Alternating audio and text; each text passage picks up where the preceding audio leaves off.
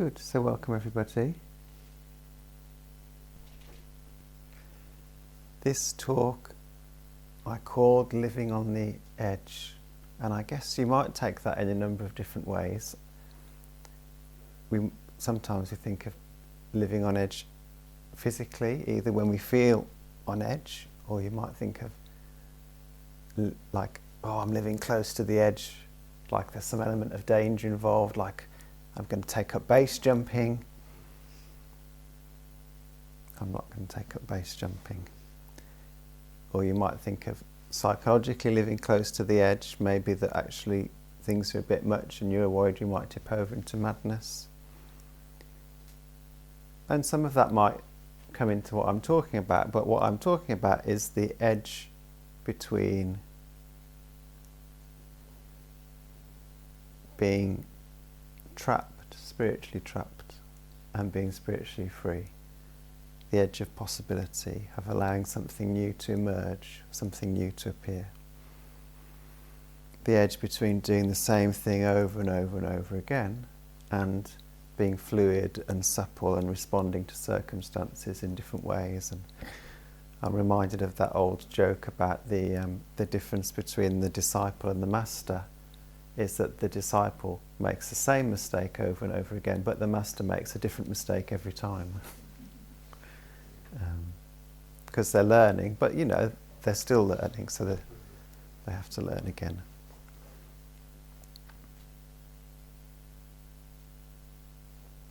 A lot of what keeps us in that circle is picking and choosing, or I heard someone phrase it the other day as approving and disapproving, which I quite like. And it's not ordinary picking and choosing, or ordinary approving or disapproving, or picking and choosing. You know, you came in today and you decided whether to have a hot drink or not, and if you decided to have a hot drink, what was the drink going to be? So we do need to pick and choose things, otherwise we'd just be stuck. It's about picking and choosing what we allow to be real for us or not. Or as you could say, it's about denial. Something appears in our minds. Oh, I don't want to think about that. I don't want to see that be part of myself. So we push it away. Something appears in the world. Oh no, I'm not interested in that. We push it away, or we skip over it. And every time we do that, we're limiting our choices, and it means that we tend to go around in circles, repeating the same thing. Of course, it also, when we do that, it sets up a conflict, and that actually can lead to a feeling of being on edge. And you see this if you do a meditation practice, when something appears in your mind and you think, oh no, I really don't want to be thinking about that, and suddenly half your brain is thinking about it and the other half of your brain is saying, I shouldn't be thinking about this. And then you spend all the meditation practice wrestling with yourself, which doesn't lead to feeling easy, it doesn't lead to having more energy, it doesn't lead to being more compassionate, it just leads to being tired out and exhausted from fighting yourself, and a bit whatever, I don't know what you call that feeling, but that's sort of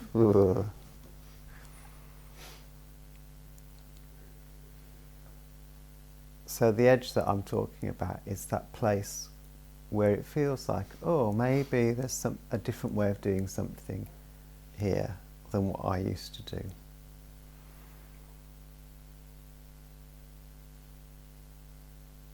And I read a paper of Dharma Vidya's recently about psychology, and he was actually talking about some other things, but some of the examples he used could be framed in this way. And one of the examples he used was the Buddha's life story.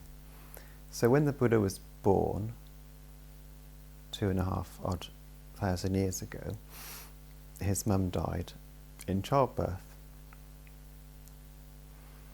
Dharma Vidya suggests that maybe the Buddha had some feelings of guilt around that, or certainly it would have created some sort of emotional turbulence for him.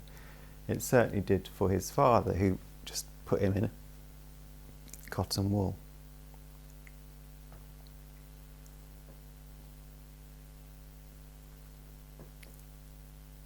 And as the Buddha grew up, he was surrounded by all the nicest things. His dad kept him insulated from the world. He made sure he'd got the best teachers, the best food, the best dancing girls. And you can, if you don't mind thinking of the Buddha as being human and having human tendencies, you can see maybe there's a movement towards greed in that, to trying to assuage his feelings by just taking in the good things in life. It's set up by his father and by the conditions around him, but actually for most of his life he's happy to keep trying that medicine out until he's a young adult. And then he goes into the world and he sees the four sights: the old person, the sick person, the dying, the dead body that he sees, and the holy person. And that shakes him up a bit. He realises there's more to life than this medicine that this sensual medicine that he's been sipping at. So he goes off into the forest and finds a teacher, and he finds several teachers, and he practices ascetic practices, different yogas, physical yogas. Maybe, we know that he practiced starving himself right at the end of that period, but he probably practiced hatha yoga, putting himself in positions, all those things that we associate with the sort of, there may have been some flagellation, there may have been lying on hot coals, we don't know exactly, but that sort of extreme end of the opposite of greed, really, trying to reduce, get rid of things, reduce the body, reduce the mind.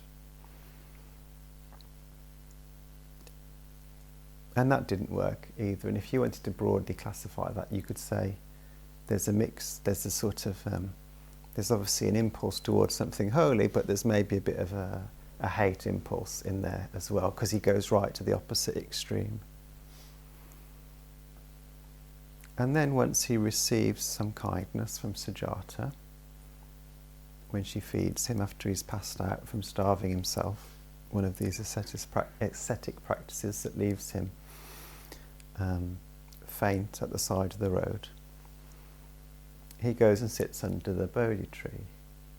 And when he's sitting under the Bodhi tree, he sees Mara, he sees the armies of Mara, which are associated with hate, these figures that come to him in a meditation.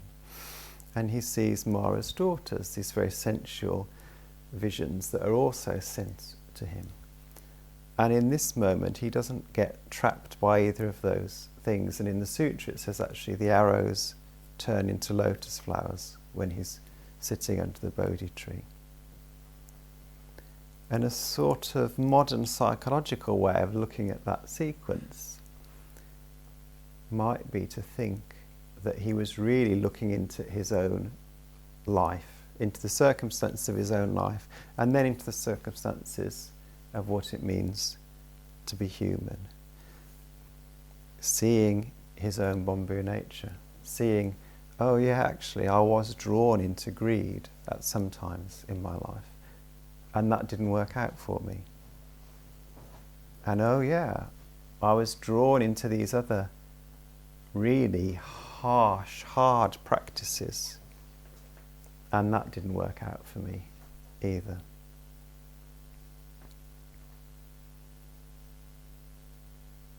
And we don't know what other parts of the Buddha there were, but that these things manifest, from a psychological point of view, you might see those as things emerging from the unconscious. And he just was able to sit with it that evening and that night and remain still, just noticing the greed, the hate, the delusion, and noticing something universal about that until the morning star rose and he touched the earth. And in that touching the earth, there's the possibility of something new. which he then went on to teach.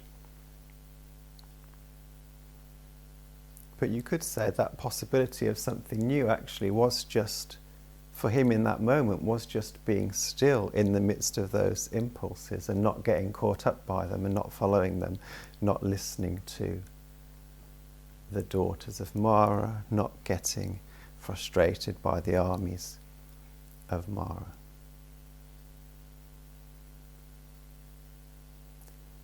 And I think in that moment the possibility of something new emerged for a couple of reasons. One is that he was able to be honest with himself about the human condition, about his own human condition. Another is, this is a bit of speculation, we're looking back on something that happened a long time ago, but that in receiving that kindness from Sujata who fed him, actually it gave him a bit of faith in something that wasn't his own turbulent mind. Oh, look at me. Here I am, passed out, with my hair falling out, my fingernails blackened from the starvation practices I've been doing and my ribs showing, looking for all the world like somebody to be ignored. And this milkmaid comes and feeds me until I come round again. Oh, maybe there is a possibility of kindness in the world. Maybe there's a different way of doing things. Maybe I just feel a bit held in that moment in a way that I haven't really felt before. Because my dad was a bit smothering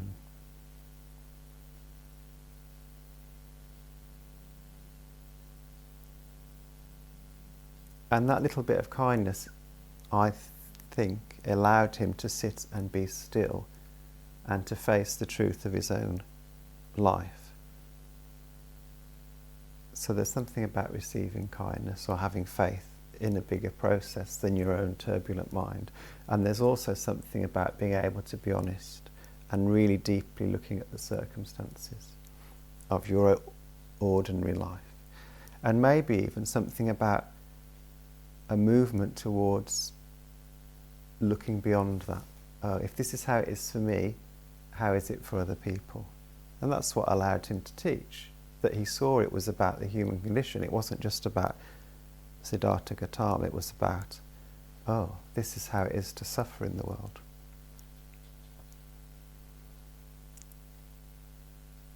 So that's one example of that sort of movement towards possibility of something new.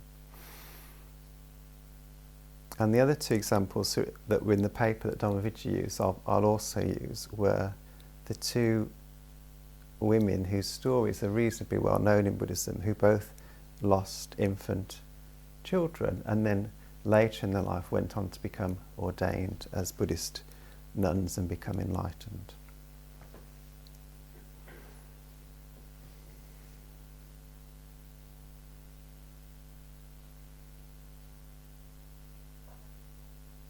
And there's a similar sort of pattern, I think, in their stories.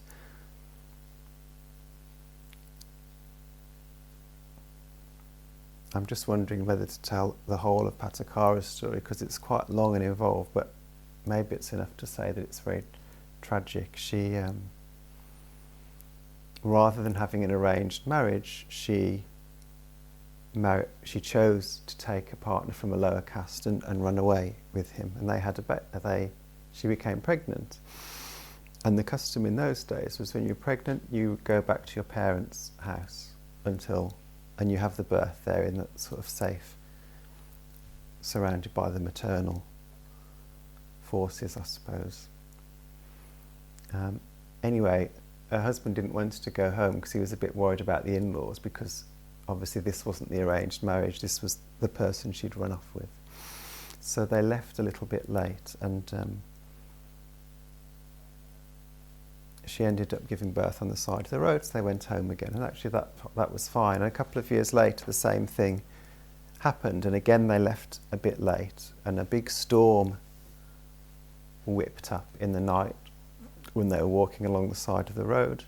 Her husband said, I'm going to see if I can find some shelter, and he didn't come back. And when the sun came out the next day, she saw that he'd been bitten by a poisonous snake, and he didn't make it. Anyway, so she thought, well, I might as well just carry on and go home then. Oh, she'd given birth, the other part of the story, she'd given birth in the night again, so she'd suddenly got this newborn child and this toddler with her. They come to the river, and there's been a flash flood, the river's very high. The infant somehow ends up going in the river. The 2-year-old goes after to try and get the baby out, and they both get swept away. And when she gets to her parents' village, she discovers that they've been killed by this same flood that swept through the village as well. And she goes crazy with grief. And it's said that she sort of walked around for years until she met the Buddha, who was able to meet her. And if this is the... Hopefully I'm not getting the two stories confused. I've brought a little reference. Yeah. She came to where the Buddha was teaching in Jeta Grove, and the crowds tried to discourage her from coming because she looked so crazy and so mad. And the Buddha saw what was happening and invited her in.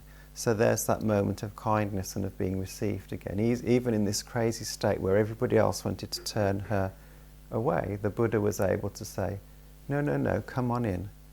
Come and sit here and tell me your story. And she did. And the Buddha, in the sutra it says the Buddha said to her, come to your senses. And I'm laughing because it sounds like, oh, just pull yourself together. And I'm sure it wasn't of that tone at all. And then he said, I can't take your loss away from you. I can't fix you. But what he did do was deeply acknowledge the hurt. And in that moment, I think the way that Dharmavijaya put it was actually she was able to begin grieving. She stopped being mad and moved into the grieving process. And the madness is going around in circles. That's a really good definition of madness. Circles perhaps that are quite far away from reality, but that's what she was doing, running around the same stories in her head over and over and over and over and over and over and over again. And we know that grief is a process. There's a rise and fall of different emotions that happen. But she just got caught in the first part, spinning around. But in being received, and in also being able to begin to face some of the reality of what had happened, she was able to start to move into something new, which was also difficult. Sometimes new things are difficult. But it took her out of that circle and into something a bit more fluid, and ultimately towards acceptance. And later on she became a leading figure in the nuns' community, and you can imagine that actually she was probably able to transform that grief into a great capacity for sympathy and holding other people's wounds in the way that she was held by the Buddha. So again, there's those three elements: the being received, looking at the circumstances really honestly, and a move towards something bigger.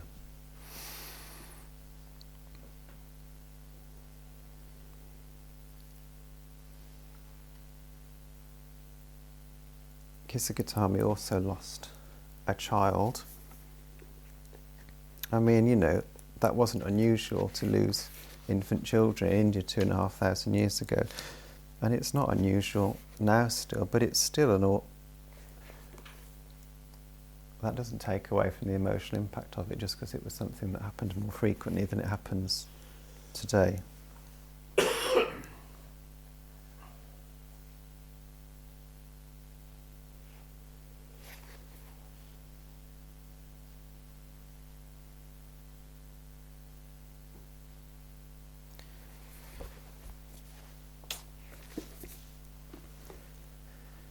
So Kisogotami's child died, and it doesn't say, at least in that book, it doesn't say the circumstances, but what it does say is that she carried the child with her for a long time after he died, or she died, until somebody said, oh, you should go and see the Buddha, he might be able to help you. So again, there's that moment of being received. Oh yeah, actually, let me listen to you. What's going on? Okay, you're really upset about this. Yeah, that does sound tough. The Buddha's in town today, why don't you go and see him? And some of you will have heard this. This is when the Buddha says to Kisogotami, maybe there's something I can do for you, because she wants him to bring her child back. But first of all, can you collect a mustard seed from the house of somebody who hasn't experienced death, who hasn't had a relative die? And so she goes to every house in the village, and of course everybody knows somebody who's died, so she isn't able to find the mustard seed. And that's how she is able to move towards this universal sense of loss rather than this deeply personal sense.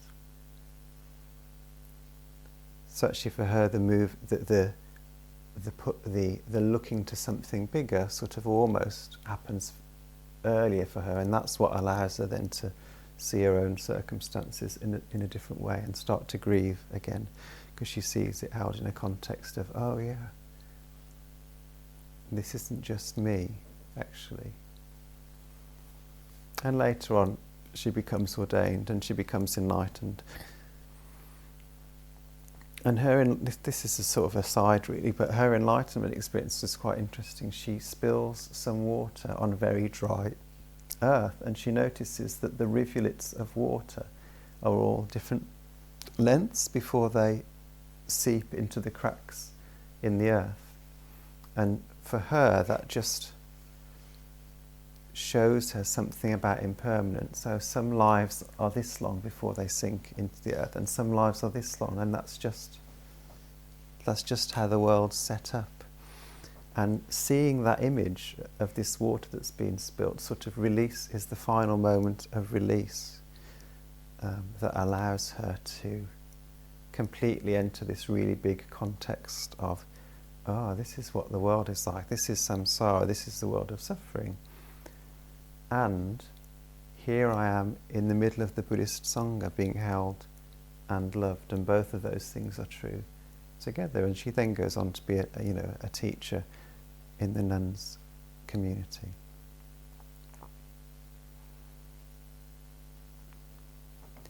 So again, there's these similar elements, connecting with the bigger picture, being received, or receiving kindness, or being received, and looking into the circumstances of your own life. And each of those, and even the Buddha, both of those women, and even the Buddha, might say that the times they learned the most were the times when they were suffering the most.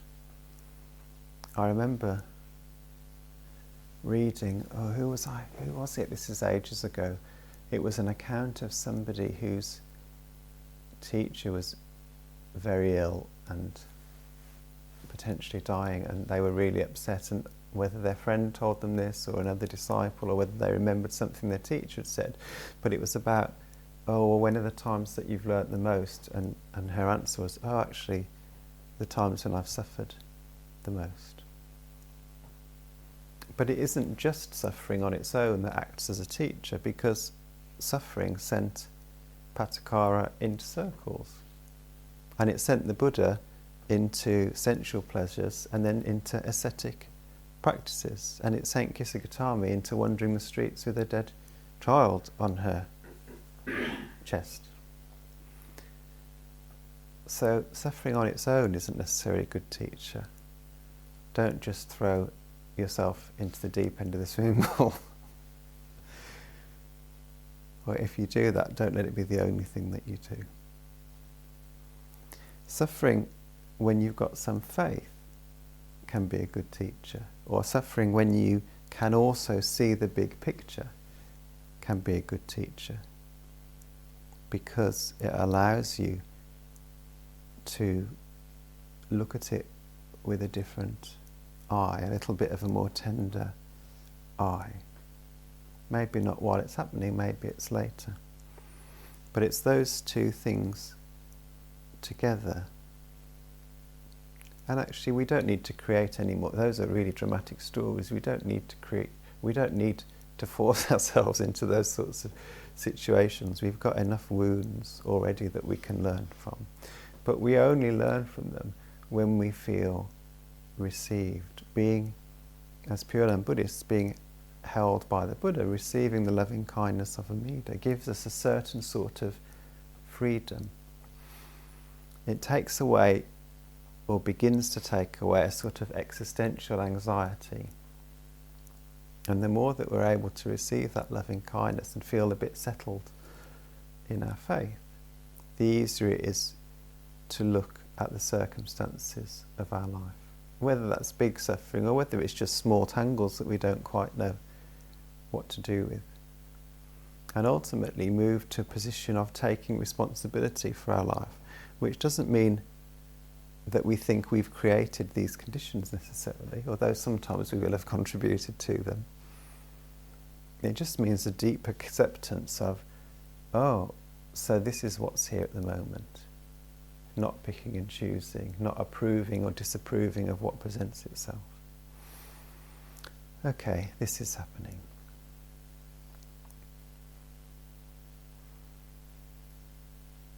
Can I do anything about it? Do I just need to sit with it?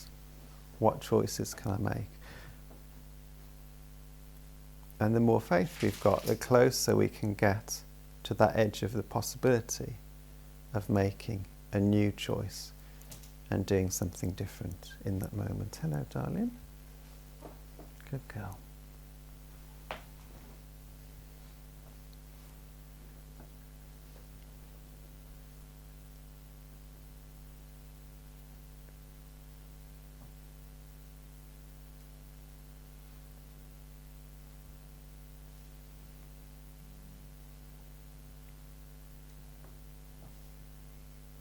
So do I want to say anything else?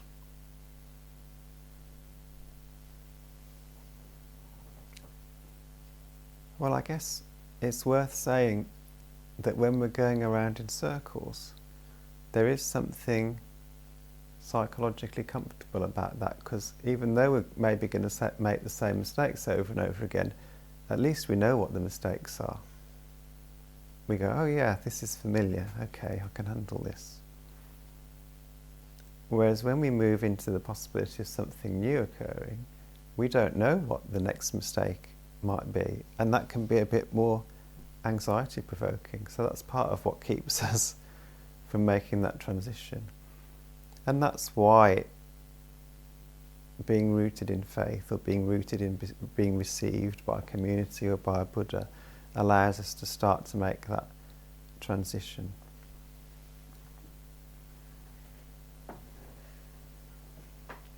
Earlier this week there was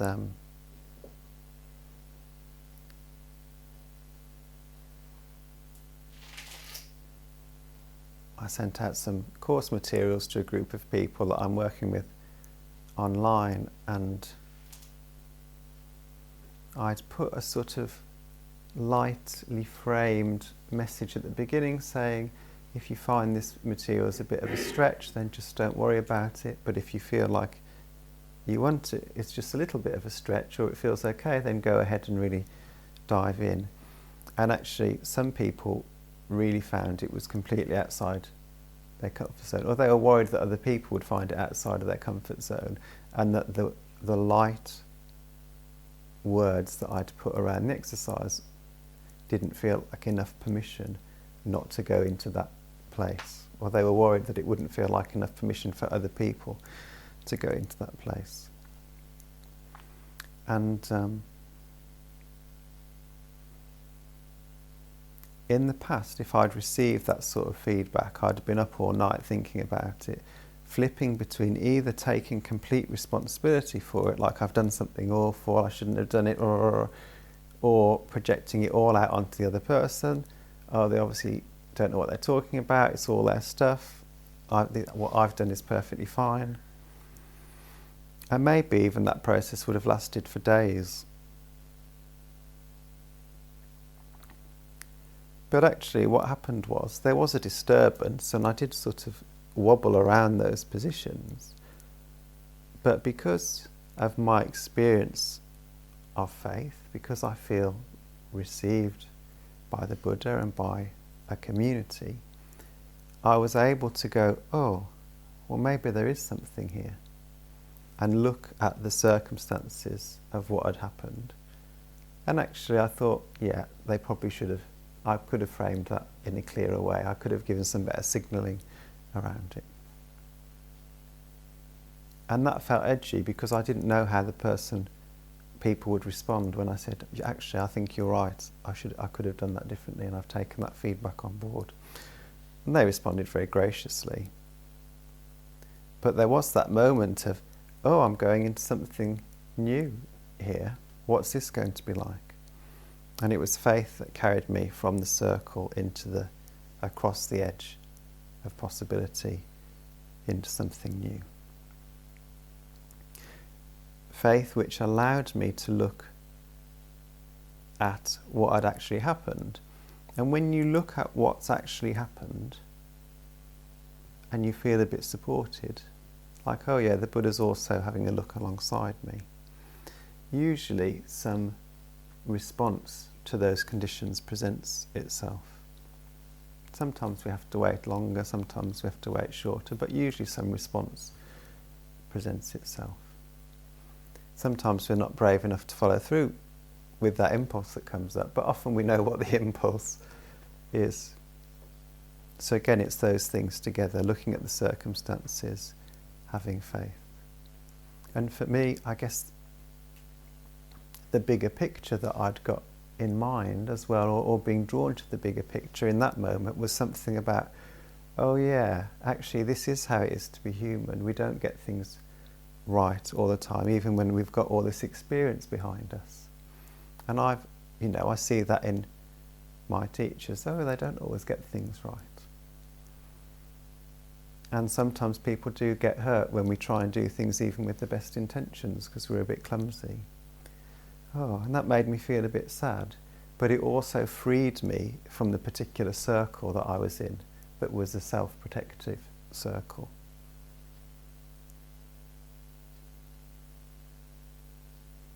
And so there was a bit of sadness for a while, and then the sadness left, and I was free to go on to something else, or to go around a different circle, as the case may be. So I think that's probably my talk on living on the edge. Having a bit of faith, or being received, looking into the circumstances of your own life, and also a movement towards something more universal about how it is to be human in this world, about what the big picture looks like. And maybe you could even say having some faith in the big picture, but that might be another talk. Namo me taboo.